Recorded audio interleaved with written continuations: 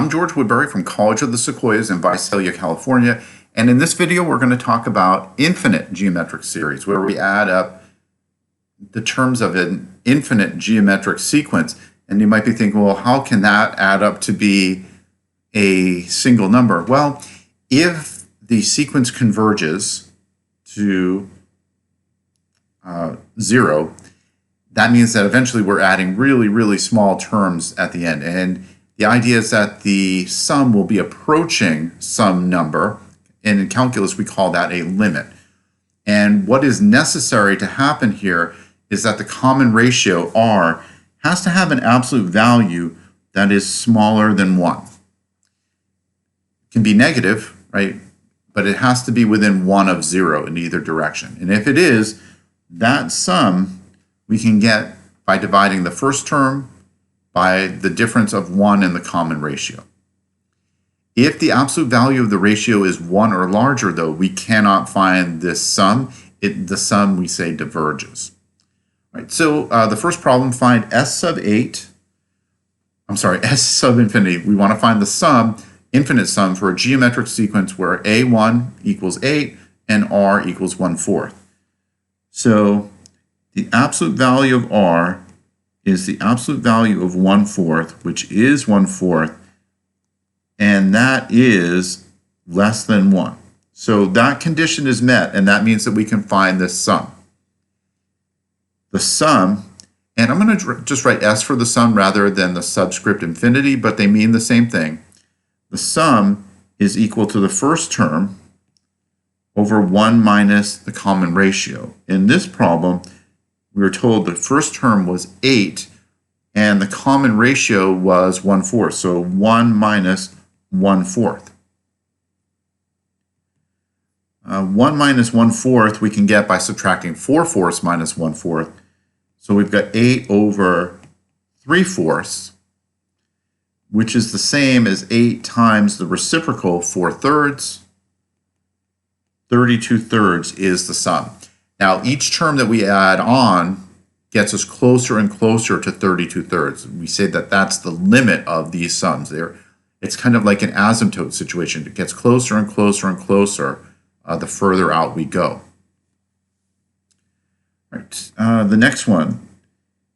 These two examples are in summation notation. The number that's being raised to the power I, that is the common ratio. And its absolute value is 0.5, so that's smaller than 1. So this one is good to go. We do need to know what a sub 1 is. So a sub 1 would be 0.5 to the first power, or 0.5. So the sum equals the first term over 1 minus r. That's going to be 0.5 over 1 minus 0.5. 1 minus 0.5 is also 0.5, so we've got 0.5 over 0.5, and that equals 1. 0.5 is 1/2, and so what we really have in this sequence, this series, is we're adding 1/2 and 1/4 and 1/8 and 1/16 and so on. Each time we get half the way closer to a sum of 1. 1/2 plus 1/4 gets us half of that distance to 3/4 to 7/8 to 15/16, and it will just keep getting closer and closer. It's approaching that number. All right, the next one, common ratio equals negative 1/6. The absolute value of negative 1/6, right, ignoring the sign, is 1/6, and that's smaller than 1, so we're good to go there. A sub 1 is 2/3 times negative 1/6 to the 1 minus 1 power. That is 2/3 times negative 1/6 to the 0 power, but we know raising a non-zero number to the 0 power equals 1, so the first term is just 2/3. The sum is equal to a sub 1 over 1 minus r. That is 2/3 over 1 minus negative 1/6, which is 2/3 over 1 plus 1/6.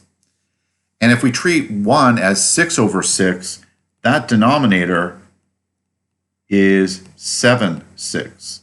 So this equals 2/3 times the reciprocal of that, 6/7. And when you simplify the result, you should get 4 over 7 because 3 divides into 6 2 times. So the sum for this series is 4/7. All right, that's it for infinite geometric series. We'll come back with one last video involving an application or word problem using geometric series.